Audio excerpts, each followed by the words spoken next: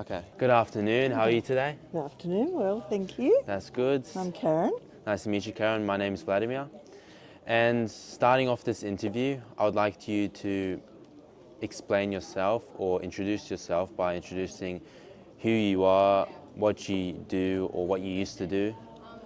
All right. As I said, I'm Karen Berry. I'm retired, long retired from 2 careers.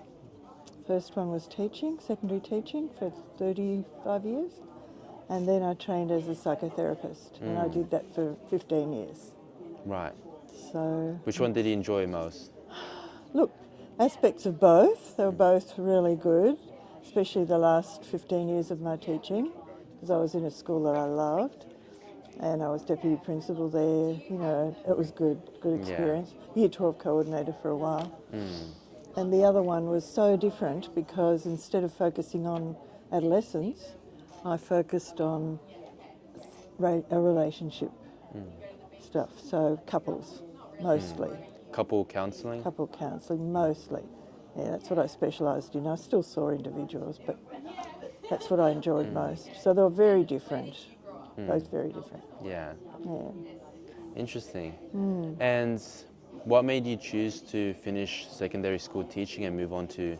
To be absolutely honest, I think the time was up, but also I had an illness. I had cancer, and it meant that I was going to be away for 6 months. And I decided at the end of the 6 months that I had a few other scares, so I thought it's time to get out. The pressure was, I don't know if people realise, that the pressure in teaching is huge. We probably realise. Exciting, but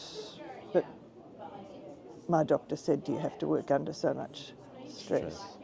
So I said, no, I don't. So, and I was 55 by then, you know, which a lot of people retired in. So I decided to leave, and I thought I would just enjoy life, but then I decided I needed another career. So I went back to uni and retrained in psychotherapy. Yeah. And how did the process of being retrained in uni, being older than most of the other students, how did that feel? It was really good. Do you know why it was so good? As I was very nervous because I thought, oh, how am I going to go? But with life skills, everything's much easier. So it was quite easy. And I did really well. And I surprised myself. Just thought, oh, this is great. So I did probably a lot better than the young ones. And just because of life skills. Just things you learn along the way, you know? Yeah. And did some of your peers see you kind of like a mentor in the class? Which one in this? In the psychotherapy, yeah. Will they use me as a mentor? Or see you as a mentor figure? Some of them did, yes. That was another surprise. There were others my age, or a bit younger maybe, but they weren't all young. And to be honest, a career like that involves a lot of psychology, I think is better to have some life skills behind you than to just come out 21 or 22 when you don't know that much really. Yeah. You know, when looking back, I realise I was much, much better with lots of experiences that I'd had. Yeah. And what city council would you be a member of? Now, Yeah. Bayside. And would you say Bayside City Council's doing a good job in the community? Oh, I think this sort of thing's fantastic. Excellent. You know, it appeals to me straight away that they should be doing a lot of this sort of thing in the schools in so many different ways, you know, that could be done. Remember on television they did one with grandparents, actually people in nursing home and little kids, and then they did one with adolescents. I think they had special needs, the adolescents in that case, and they were really successful. This is even better, I think. Yeah. I think it's great. I think it's also a great initiative because you don't just develop more connections with different members of the community that you otherwise may have not have encountered. Absolutely. You also develop other skills, like we're doing an interview now, which most of the other students don't do interviews, or No. teaching people how to do certain exercises from the last time, or certain software, or using certain apps. Yeah. Which I agree. I mean, I think that last session, I think you were teaching stretching, yeah. which is really good. And the Spotify one I did already know because I used that, but that was all right. And the boxing was great.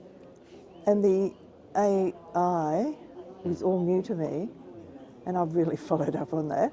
So now I've done quite a lot of things on GPT, whatever it is. And what have you been using GPT for? Oh, well, I'm sort of testing it because I always saw it as a bit of a cheats thing, because I didn't know anything about it. So I'm in a writing group that I started with peers. Well, they're not just, they're ranging all sorts of different ages. We do it online. So we have a topic every month and we write things.